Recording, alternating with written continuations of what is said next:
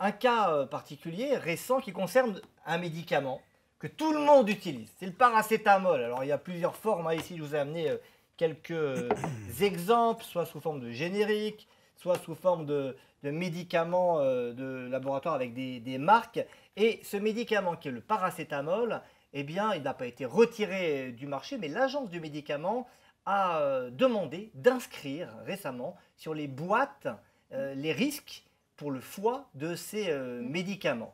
Donc, on voit qu'il y a un système qui est bien rodé de surveillance avant la mise sur le marché, après la mise sur le marché. On communique également pour limiter les risques. Comment expliquer de vrais scandales? Ces scandales récents, par exemple, celui du Mediator et du Levothyrox. Regardez le Mediator, pour vous rafraîchir la mémoire, avec toutes les unes des grands journaux. Le Mediator serait responsable de 500 à 1000 décès en France.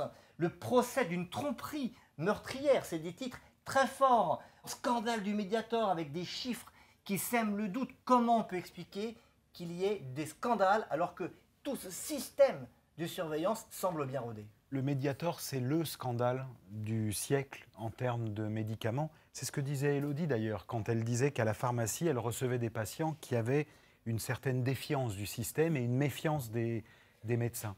Le Mediator y est pour beaucoup. Il y a eu un vrai scandale sur le Mediator. On savait, le Mediator est un médicament d'une classe qui n'est pas inconnue. Hein. Souvenez-vous d'autres médicaments qui étaient utilisés comme des coupe-faim dans les années 90. Risqués. Donc là, il y a eu tromperie.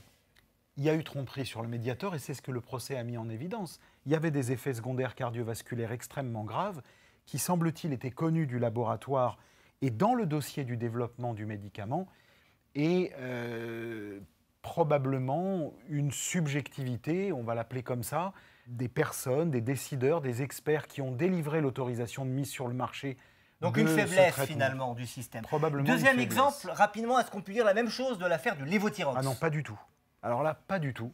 Le Levothyrox, il y a deux éléments sur le Levothyrox, qui est une affaire toujours en cours, hein, je vous le rappelle. Le Levothyrox, qu'est-ce qui s'est passé?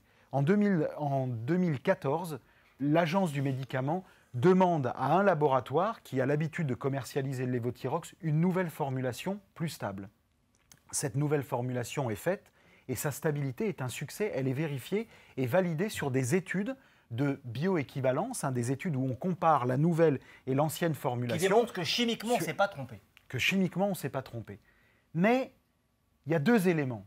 Ce Levothyrox, nouvelle formulation, remplace un ancien Levothyrox qui est plus instable. Donc forcément, les malades qui étaient équilibrés avec un Levothyrox instable, quand vous leur donnez le Levothyrox stable, ils se retrouvent légèrement déséquilibrés. Donc il fallait adapter la dose?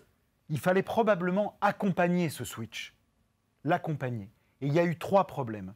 Le premier problème, c'est on n'a pas, nos autorités de tutelle n'ont pas accompagné les médecins et les malades pour les aider à faire cette substitution. Ça a été reconnu par les autorités de santé. Le deuxième problème, les malades ont eu raison. Les malades qui se sont plaints d'effets indésirables, ils avaient ces effets indésirables.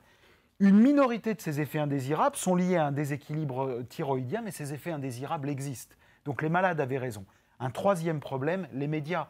Élodie Faye a parlé tout à l'heure de l'Autrichier qui, en 48 heures, a fait arrêter de s'hydrater toute la population d'Île-de-France, alors que c'était une fake news. Il faut savoir, Boris, que ce qui se passe sur Internet va 6 fois plus vite que ce qui se passe, dans les médias scientifiques. C'est pour ça qu'on est là à PUMS pour vous délivrer une information fiable.